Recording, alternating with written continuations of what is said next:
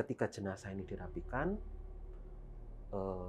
staf yang biasa melakukan pemulasaran jenazah tiba-tiba teriak, dok, tolong, ini apa nih? Ternyata begitu kita lihat itu, saya lihat sendiri, beberapa teman juga lihat. Itu anak-anak yang kemarin datang untuk otopsi itu kemudian udah datang sebelum jamnya dan kemudian udah kasak-kusuk. Ini kayaknya santet ini itu udah rame banget. Karena kita ada obrolan seperti itu, Dr. Wisnu terus ngasih isyarat. Saya tunjukin sama kalian santet yang sebenarnya itu seperti apa. Gitu.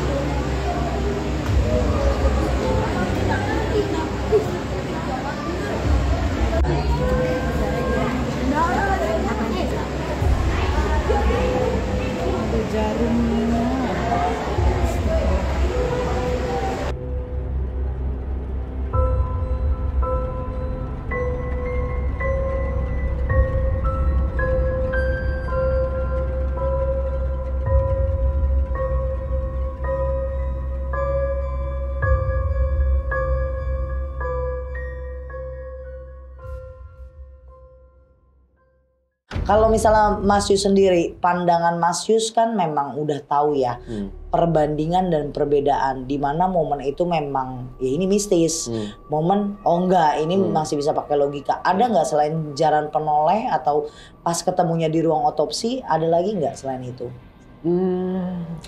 Aku pertama mohon izin dulu. Jadi ini memang ada satu momen kita menangani jenazah yang cukup berbeda kondisinya, tapi ini tidak sekedar kemudian jadi sebuah visum atau hasil forensik yang berbeda, tapi juga membuka pemikiran kita. Jadi ada satu momen seperti ini Teh. Waktu itu pagi kita itu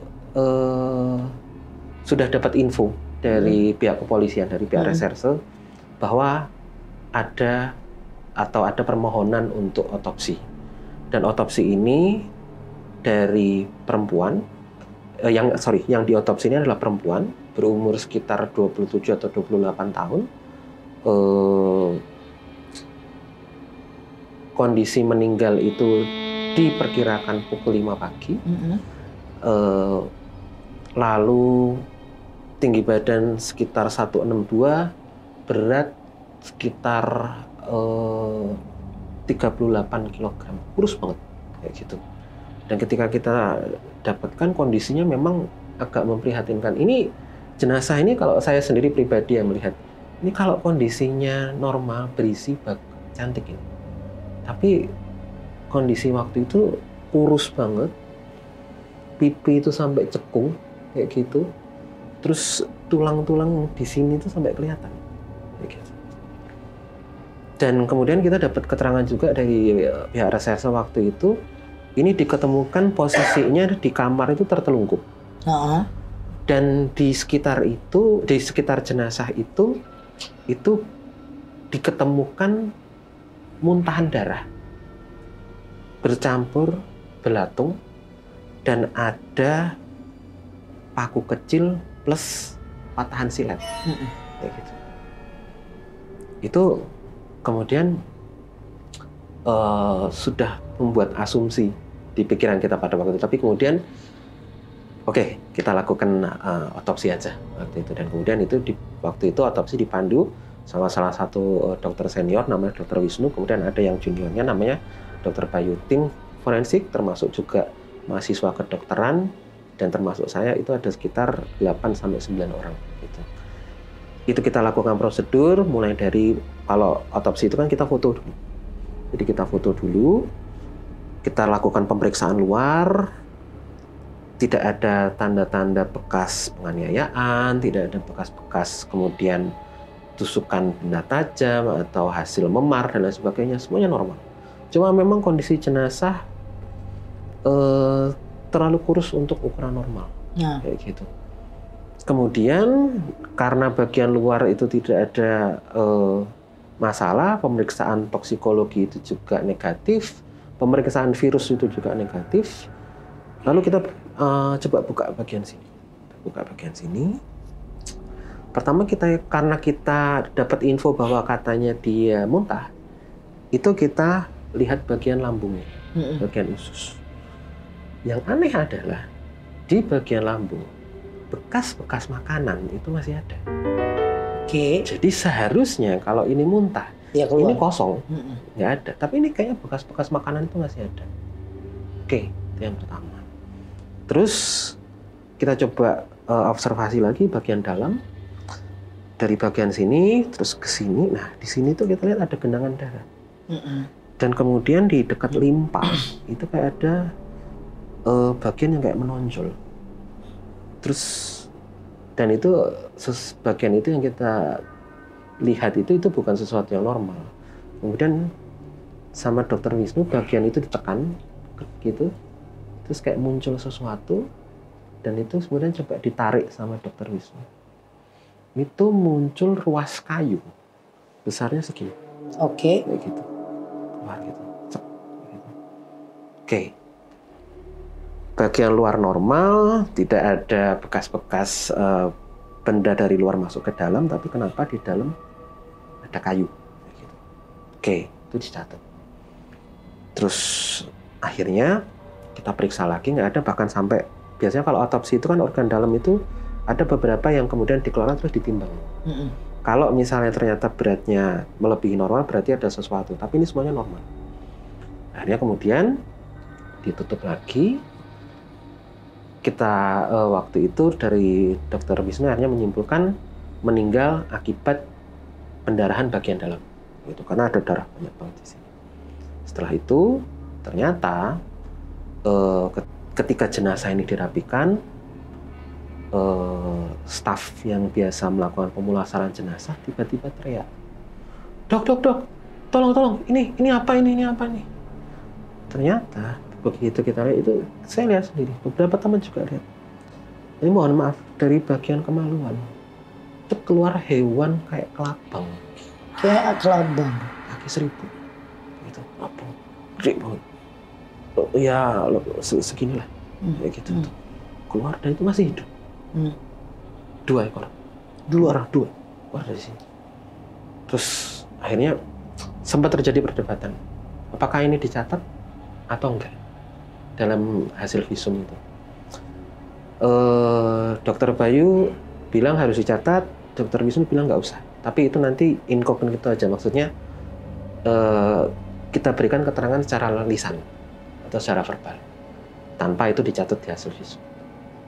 Akhirnya diputuskan itu tidak dicatat. Gitu. Tapi hewan itu kemudian ya tetap dimasukkan atau tetap kemudian disil pakai plastik kecil gitu. Dan itu satu, kemudian itu otopsi kita anggap selesai, jenazah itu kemudian dirapikan, dimandikan lagi, diposisikan dengan baik. Kemudian sampai ada, karena ini jenazah perempuan, dipanggil perias jenazah. Hari itu juga jenazah ini kemudian coba buat di make up. Oh, dia non muslim. Ya, gitu. Tapi ternyata si perias jenazah ini itu teriak, darah gitu. Dari mulut jenazah itu tiba-tiba ketika mau dirias itu kayak kemudian mengeluarkan darah. Kayak muntah lagi deh. Muntah lagi. Bahasa sih. Dan itu lumayan, dan itu lumayan gitu, lumayan banyak, meleleh gitu. Biasa gitu. Sampai kemudian dokter itu ngasih syarat observasi. Jadi jenazah jangan diapa-apain dulu. Dan biasanya kalau ada kalimat seperti itu indikator untuk otopsi ulang. Gitu. Nah itu kita udah mulai kasak-kusuk tuh. Kayak jenazah korban ilmu hitam. Jangan-jangan ini jenazah korban santet. Tapi yang namanya ilmu forensik kita kan nggak boleh menduga seperti itu. Ya sudah, itu kemudian jadi pembicaraan kita rame di antara yang mungkin teman-teman di situ, sampai kemudian akhirnya karena akan dilakukan otopsi ulang dan itu kebetulan sudah sekitar jam 5:30 sore, kita diberikan makan untuk sambil nunggu. Gitu.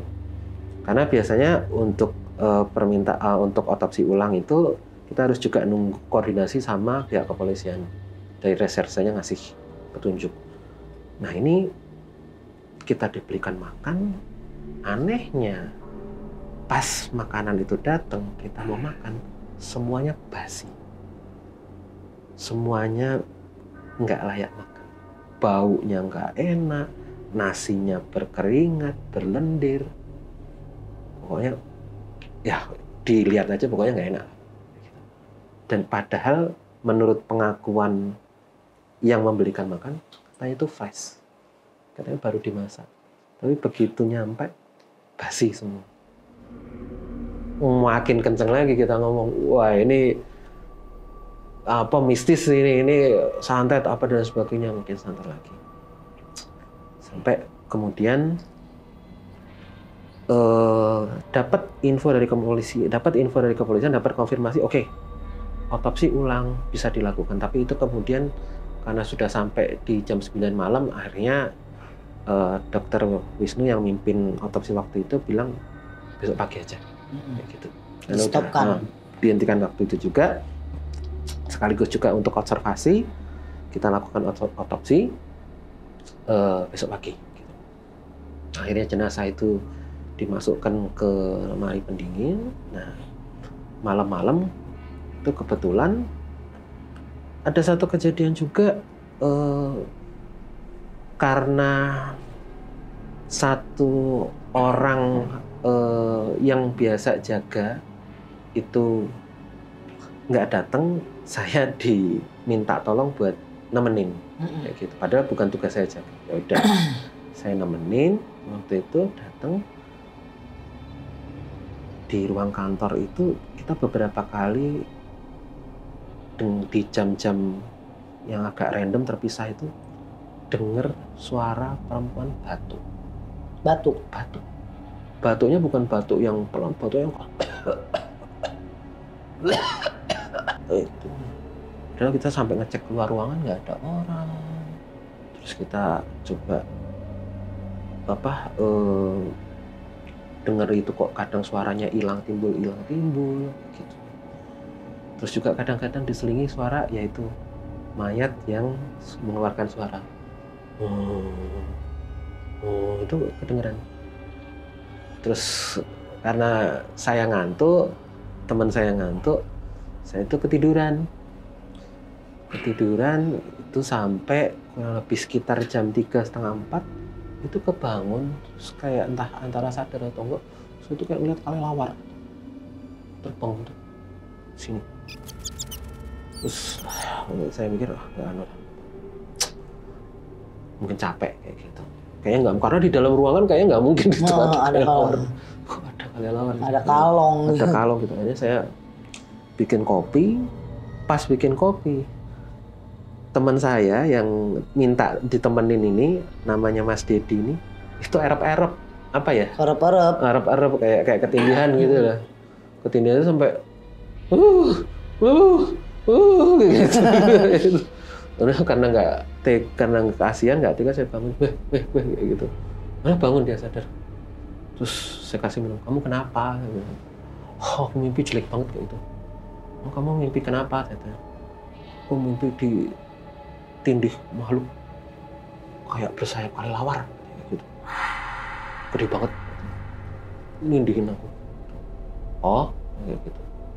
Ya saya jadi cerita, aku tadi juga ngeliat kok ada kelelawar terbang.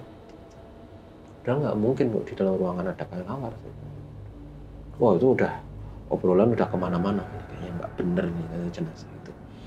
Nah, terus akhirnya setelah itu kita nggak tidur lagi sampai pagi, akhirnya sampai pergantian shift, bahkan sampai kemudian pas waktunya otopsi jenazah kita terus itu anak-anak yang kemarin datang untuk otopsi itu kemudian udah datang sebelum jamnya dan kemudian udah kasak-kusuk rame. Ini kayaknya santet ini itu udah rame banget. Karena kita ada obrolan seperti itu, Dr. Wisnu terus ngasih isyarat. Saya tunjukin sama kalian santet yang sebenarnya itu seperti apa. Gitu. Wah, ini seru nih kayak gitu. Terus akhirnya otopsi itu difokuskan yang namanya otopsi ulang itu di bagian tenggorokan. Kita periksa bagian tenggorokan dan memang tenggorokan itu kemarin agak terlewatkan sama kita. Kita lihat bagian dalam, terus ini juga kita buka. Ternyata di bagian tenggorokan itu ditemukan banyak sekali belatung. Belatung sih. Terus akhirnya, oke. Dokter Wisnu bilang, oke, ini jelas. Kita susun laporannya bareng yuk, kayak gitu. Dan akhirnya, terus itu cuma sebentar karena cuma otopsi ulang, terus kita kayak kembali ke ruang forensik, kita kayak dikasih kuliah gitu. Nih, saya kasih tahu nih bentuknya seperti apa. Pertama, kenapa jenazah itu diketemukan dalam kondisi di tengah muntahan bercampur darah atau di muntahan darah. Dan kemudian kenapa bagian lambung itu masih utuh, tidak keluar. Itu semua karena faktor belatung yang ada di sini. Pertanyaannya, kenapa bisa kemudian belatung itu banyak ada di sini? Kesimpulan dokter itu salah satu.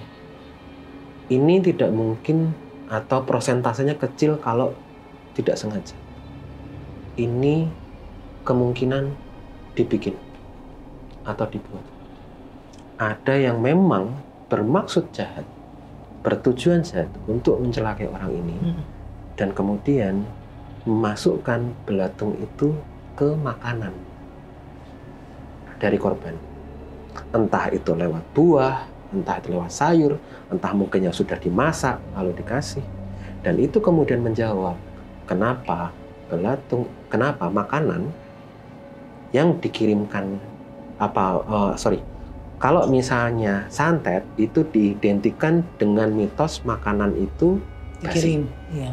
Karena sebetulnya makanan itu sudah bercampur dengan belatung. Iya.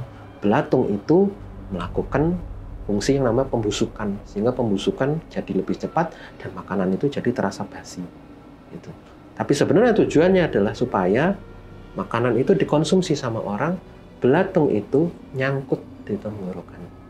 Karena belatung ini parasit, hewan kecil mikroskopis, itu kemungkinan buat nyangkut di tenggorokan itu besar.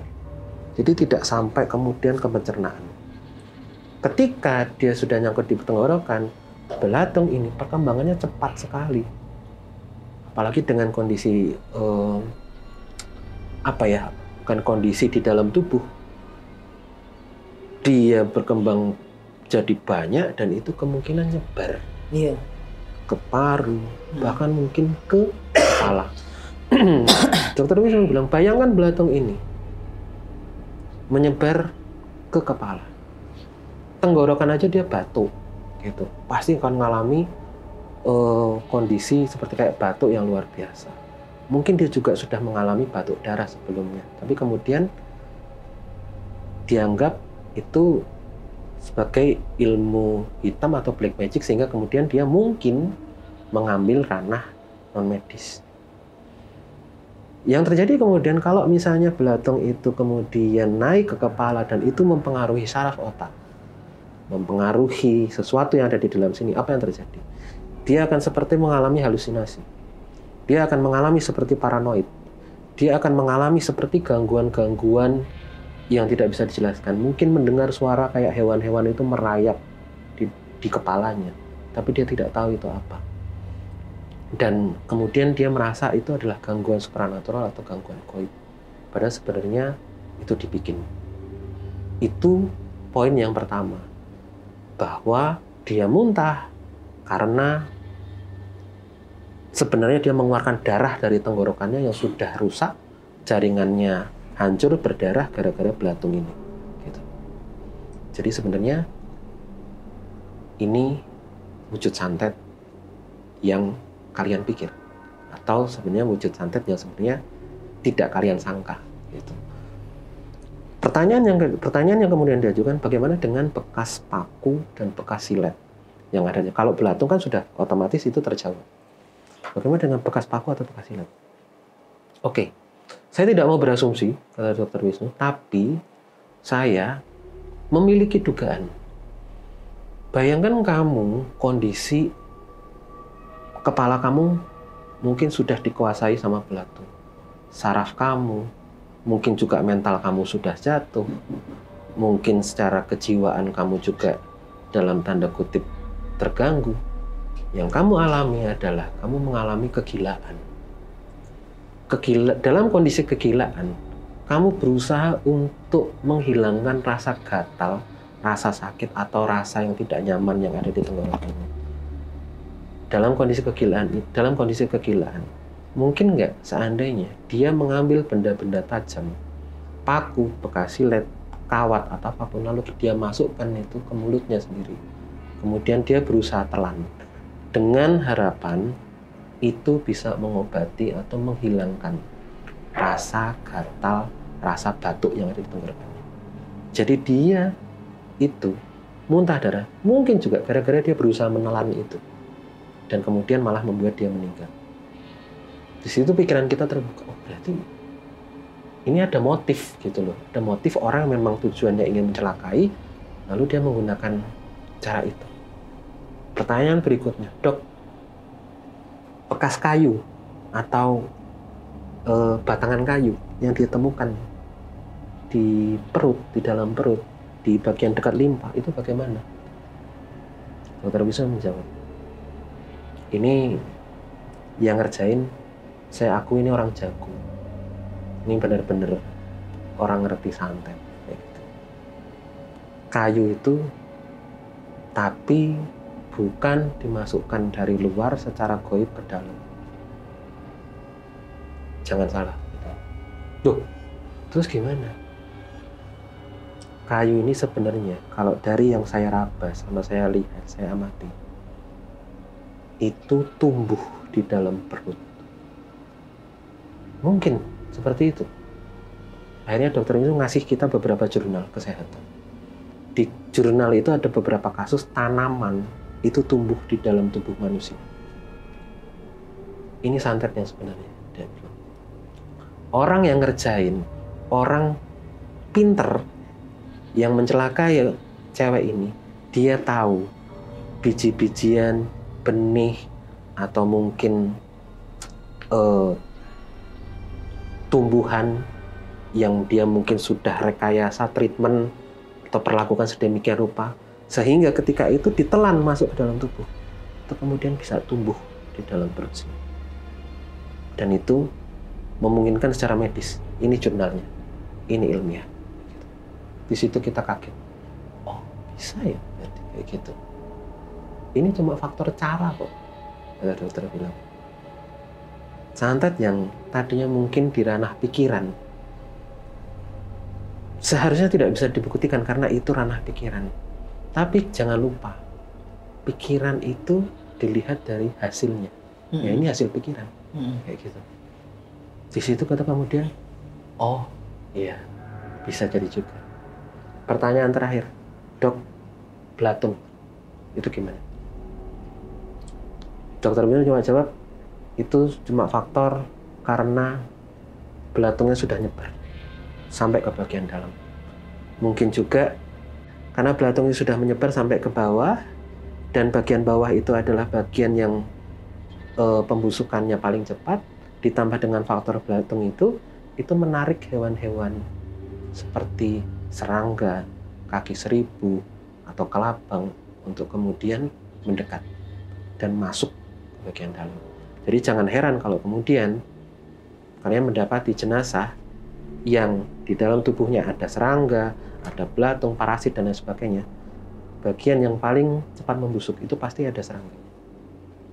Itu kemudian jadi membuka pikiran kita, oh ternyata memang ini suatu hal yang bisa dijelaskan. Dr. Wisnu sempat kemudian cerita, aku punya teman orang antropolog gitu, tukang santet yang sebenarnya sebutannya apa zaman dulu, orang pinter. Dan ini memang orang pinter beneran. Dia tahu cara bagaimana kemudian masukkan benda-benda yang tidak lazim ke dalam, dan itu bisa mencelakai orang-orang yang belajar ilmu dan lain sebagainya. Itu melakukan ritual itu sebenarnya hanya untuk mengosongkan dirinya, sehingga mereka fokus pada tujuan ingin mencelakai.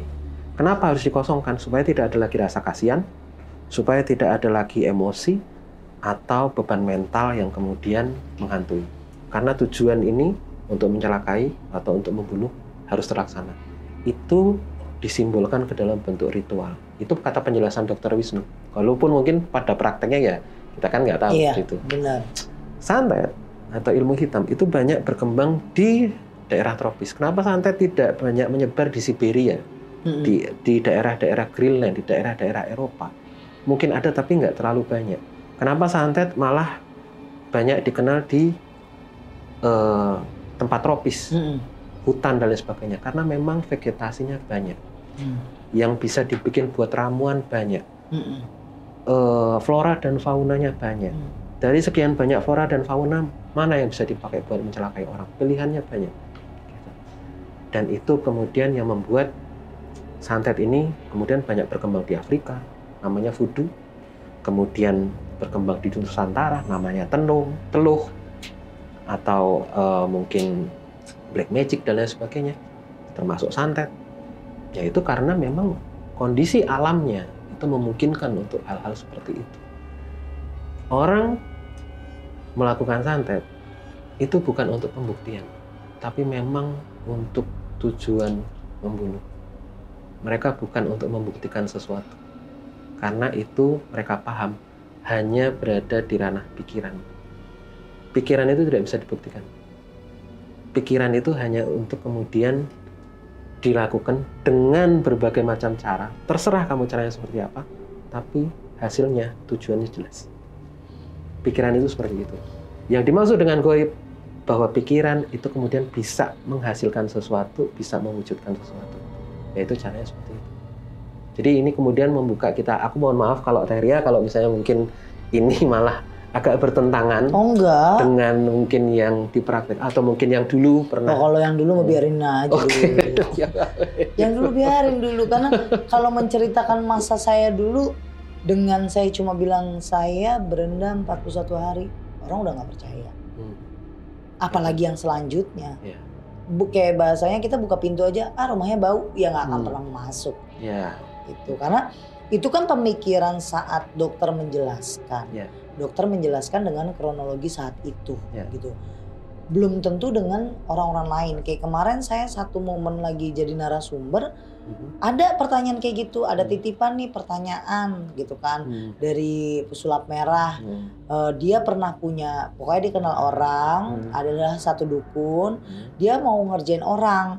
Nah si klien yang bilang nih tolong dong sakitin ini orang, nih namanya di Instagram nih fotonya. Ternyata si dukunnya itu bukan nyakitin si yang jadi korban ya, malah DM, malah ngabarin nanti lu tanggal sekian, lu sakit ya, bilang aja lu pasang status gini-gini. Itu kan memang hal yang bagi saya itu emang niat pembodohan.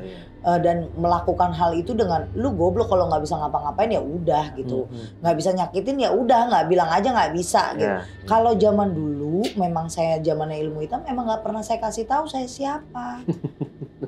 Malah bener-bener saya nutupin hal itu, jangan sampai ada teman saya yang ngebongkar kalau saya itu bisa melakukan hal itu yang nggak punya teman. Tambah lagi hal magic yang saya pakai, itu gimana caranya nyiksa dengan mematikan itu beda. Beda banget gitu. Terus ilmu dokter, ilmu apa dan segala macam, kalau memang menemukan hal yang bikin kita logik itu bagus. Karena dari sekian banyak orang butuh jawaban. Betul. Ya kan? Kayak sekarang yang saya lakuin. Kenapa orang saya suruh konsultasi sama saya? Dia sudah melakukan ritual ini, sudah kesini, habis ratusan juta, habis puluhan juta. Saya cuma bilang satu, yang sakit kan mentalnya. Bukan lahir batin semuanya sakit nih, mentalnya dulu nih. Yang di atas, dirapihin ininya dulu, baru ke semuanya. Karena memang pada dasarnya kalau kita mau jauh dari ilmu santet sekalipun, yang paling pertama positive thinkingnya. Jadi kita nggak boleh overthinking nih. Terus ibadahnya. Karena kalau orang udah bermental baik, pikiran udah baik, pasti dia mau ibadah. Pasti hidupnya tenang. Nggak mungkin ada kejahatan.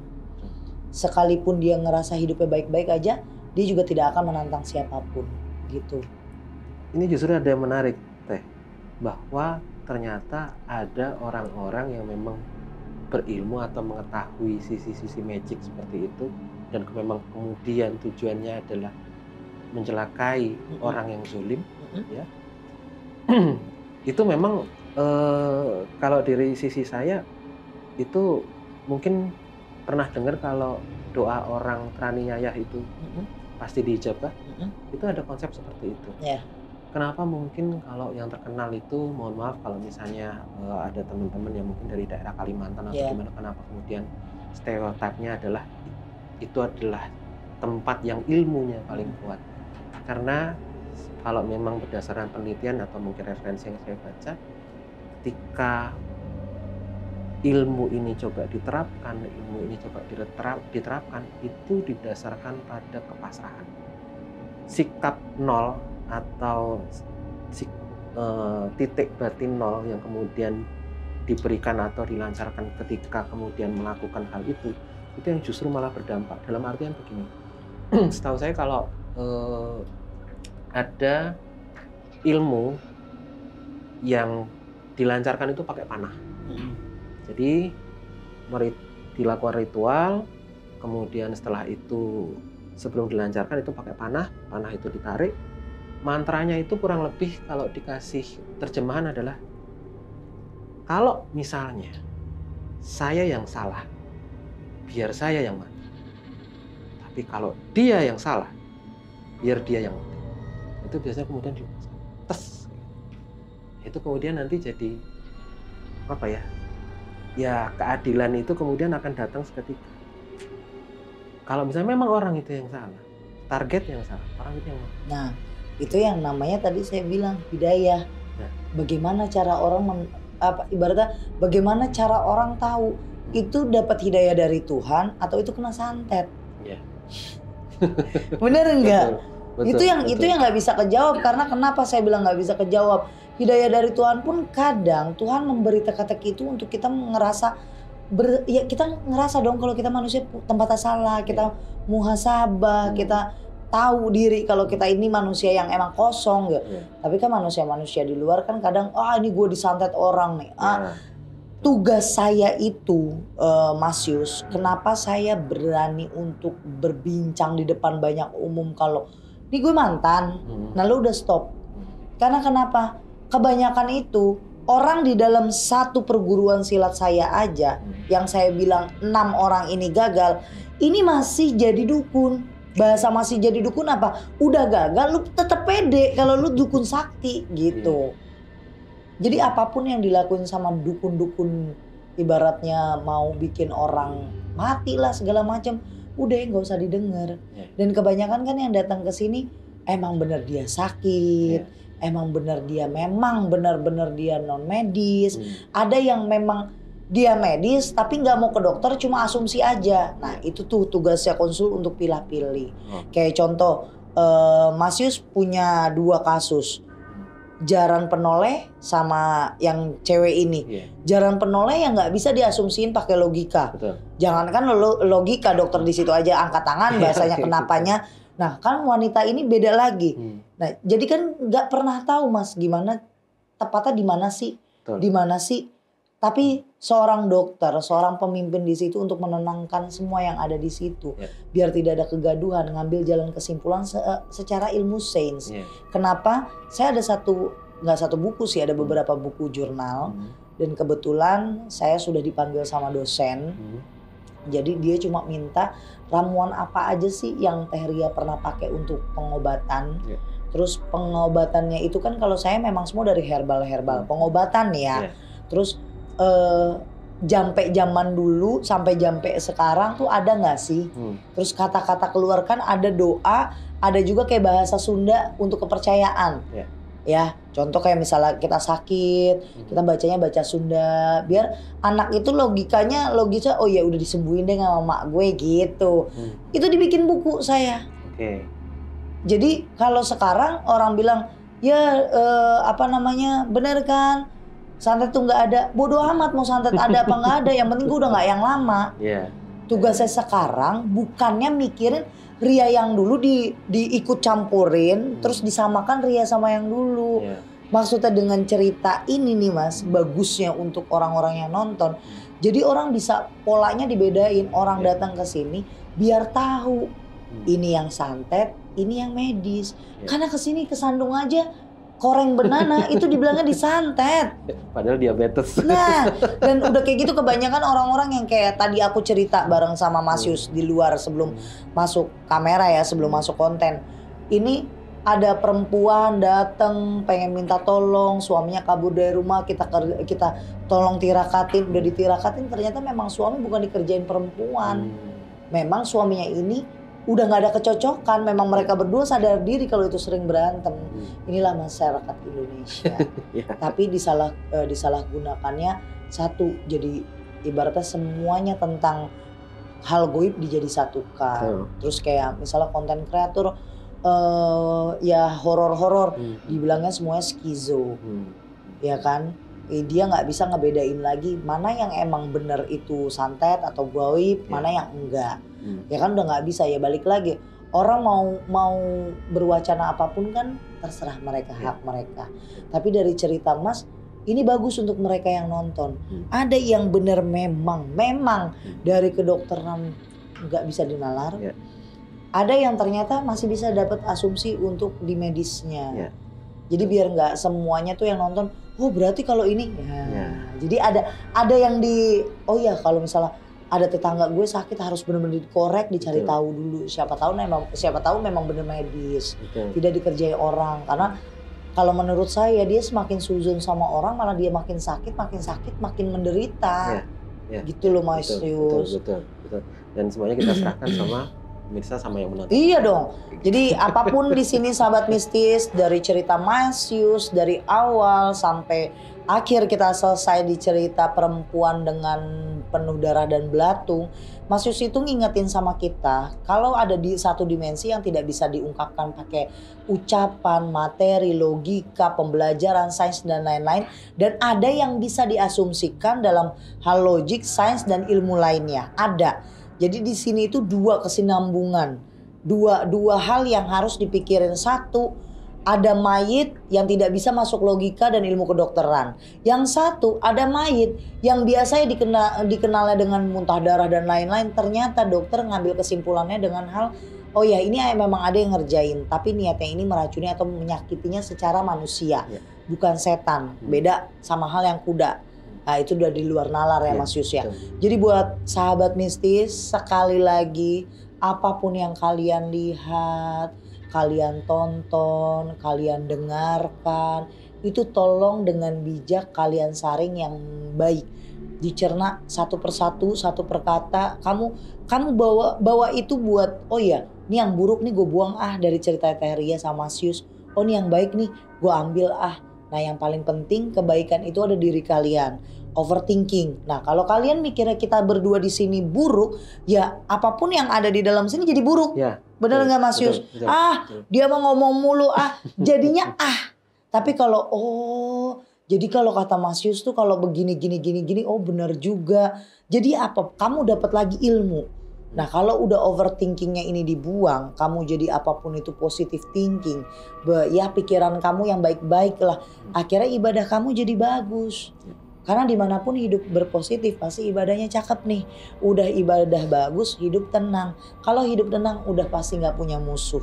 Jadi buat sahabat misi semuanya yang nonton dari satu video saya sampai yang terakhir, sampai yang sekarang saya ngomong, ditelaah baik-baik, ambil yang baiknya, buang yang buruknya, karena kita tempatnya salah sama hilaf ya Mas Yus. Mudah-mudahan hari ini konten aku sama Mas Yus mengedukasi kalian semuanya, banyak pelajaran di sini. Kita ambil semuanya penuh berkah, dan buat sahabat misi semuanya jangan lupa subscribe, like, share, dan komen yang baru datang ke channel YouTube Ria Puspita Official. Terima kasih Mas Yus atas waktunya. Terima kasih buat sahabat mistis. Assalamualaikum warahmatullahi wabarakatuh. Waalaikumsalam.